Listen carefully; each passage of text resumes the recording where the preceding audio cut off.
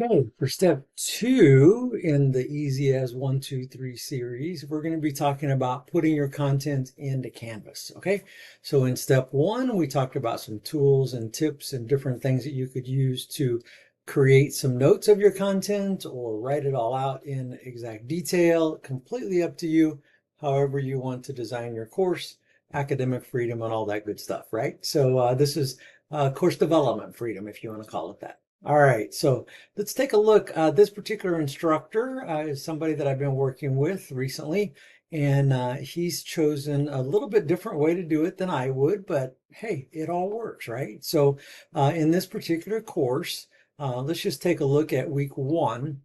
This gentleman completely built out his syllabus and has completed all of his discussions.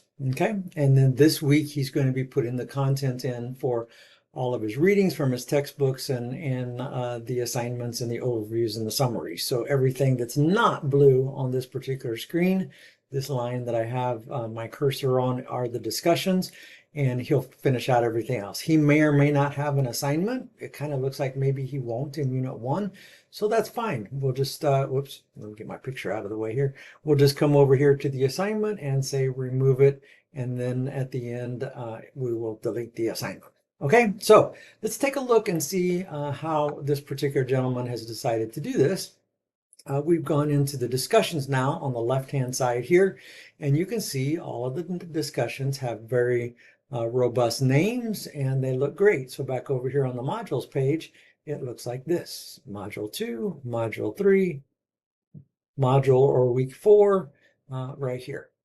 You can also see that he has decided that his discussions will be worth 18.75 points each. Okay, so that we'll come back to that when we talk about the rubric here in just a minute. So let's go back to week one.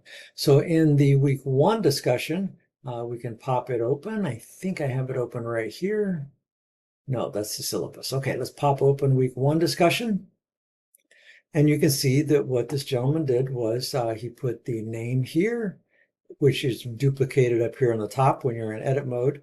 We've got the instructions, we've got the assignment for his particular students, and says that we're going to be adding a grading rubric. We have not yet added the rubric, but we will do that by coming over here to the three dots and say add rubric, and we'll come back and I'll show you the rubric in a minute. And then when he gets to that point, he'll add that the rubrics to all of his discussions. Okay, so that's just an idea how to do that. Let me show you one more thing because I just wanted to give you a working example. Say, for example, if you're ready to put in your learning materials, let's pop open that tab right here. And then we will go to edit mode, which is the way we edit all of these things, except for discussions. It's a little bit different on discussions. Click and drag and pull this down. And you'll see that he would put the lecture of the title for his online learning here, which might just be websites and videos or readings and websites or something like that. He'll put it there, he'll put it here, and then in the course overview for that particular, I'm sorry, I said course overview, for the weekly overview for that particular unit, which I forgot to open for you, it will be right here, and he will put in what it is that he wants the students to do. Read chapter 1 and 2 out of one book, read chapters 4 and 5 out of the other book, read this website, watch this video, okay?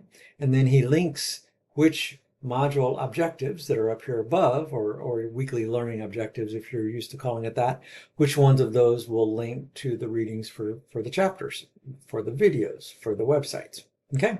So as we come over here, he will put a little description of a summary here if he wants to, kind of a description of what you're going to be reading. If there are any videos, we'll leave this. Otherwise, we will highlight this all, and we'll just completely get rid of that by hitting the backspace key. As you come down here, you can leave additional materials, but of course, we're going to delete the template information. So all of this information I highlight, and then I'm clicking the backspace button to delete.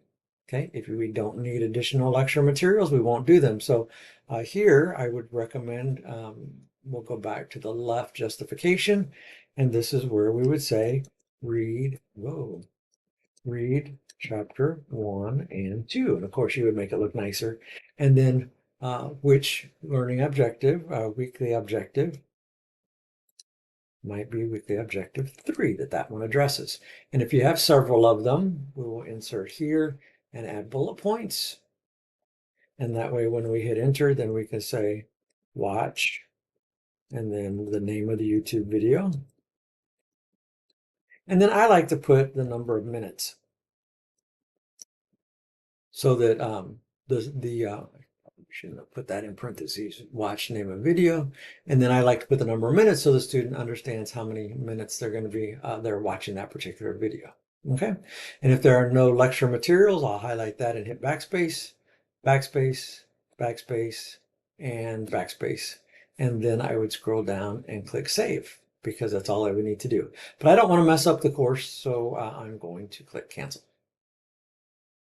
Okay, just wanted to give you a working example of how you would maybe update something in the lectures. In the discussions, a little working example of that one would be to, again, click right here on discussions. It's a little bit different. There's not an edit button. You have to click the 3 dots and then click edit. And that brings you back to your familiar edit mode. You can drag this to get more real estate. You can see his discussion right here. And then, of course, you want to set the grading criteria, how many points possible. If you want it to assignments group or discussions group, we leave it available with no due dates in here. So that will be great. So again, I'm going to click cancel so that I don't mess up anything. All right. Now, I wanted to kind of close this out by talking about the syllabus and the rubric. So I mentioned that this gentleman created his syllabus. So this is his final syllabus. So I've got it open here on this tab. It's in this particular format. And you can see that we've got the information for the course. We're generic as far as when we're teaching it. This course believes it'll probably always be taught in the spring, but you could just leave that completely blank. And then this does have a couple of prerequisites. Okay. You could leave this information blank on your particular course. It does not need to be filled out in the master, but Dr. DePoy will be teaching this course in perpetuity, so hopefully that'll all just be the same for him. Okay, one other thing I want to show you while I was in the syllabus is this is great right here in the activity type. This is where you can do a lot of your planning if you build a syllabus first. You can plan what kind of discussions, assignments, practical assignments, final exams, final papers, whatever you're going to have. You can give it the percentage of the grade. How many points it is. If it's offered just one time during the course, then that's a total number of points. In the case of the discussions, we've got 15% of the grade. They're 18.75 points. Unfortunately, it breaks to the next page. So there's one a week for 8 weeks. So that's 150 points. Okay, so this is a great planning tool if you don't want to use any of those other planning tools. This is a good reason to build your syllabus first. Also, the table of activities. So right here, you've got your week. Notice we don't put the dates in because this is the master course, so those will be plugged in later by the teaching instructor in the live course. We've got the topics. We've got the unit, which this unit will go along. Will go along with the name of the module over here, where it says the word topic. Okay, so that'll be nice. And then we've got the different assessments and assignments and things that'll be happening for this particular course. Okay. Last thing I want to talk about was rubrics. So on rubrics, you click left here on the left side. You click rubrics here on the left side. Sorry about that. And then you can see we may have put some template rubrics from the master template. Rubrics, if you're not familiar with it, is a little bit clunky inside of Canvas. I think they're making it better. But notice when you take your left mouse and come up here towards the top, you hover over that rubric. See, it came up with the pencil over here. If you didn't see that, let me do that again. It'll come up with the pencil. So I'm going to click on the pencil with the left mouse. And we've got our discussion rubric here. Now, Dr. DePoy has already confirmed that this is the way he wants the rubric to look. We could change the points if we wanted to. We could change the criteria. We could change it from a range to individual point values. But I would recommend we keep ranges, and we can change the range. For example, if we wanted this range to split at 5, for example, instead of 6, we can go to the pencil, change this 6 to a 5 and change this 5 to a 4, and that would recalculate the other boxes. I'm not going to do that because I don't want to mess up his rubric. Okay, you can also do a little bit of editing here And if you didn't notice it, let me click on it again. You can click here, and that's where you can change the description right down here. Okay, so I think that will help.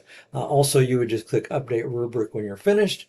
But again, I'm not going to do that because I don't want to change his rubrics accidentally.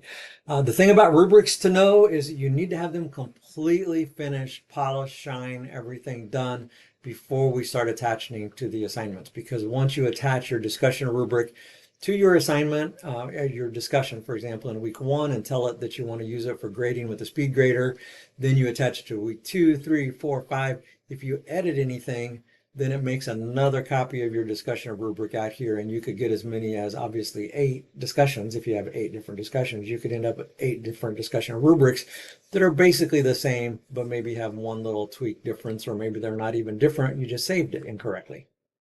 Okay, then you don't know which one is linked to which discussion. So just be careful, you'll be fine. And we'll put a little video together about how to do that particular action. All right, I went a little longer than I meant to, but thank you for your attention. And this gives you some real strong ideas of how you get your content into your Canvas course.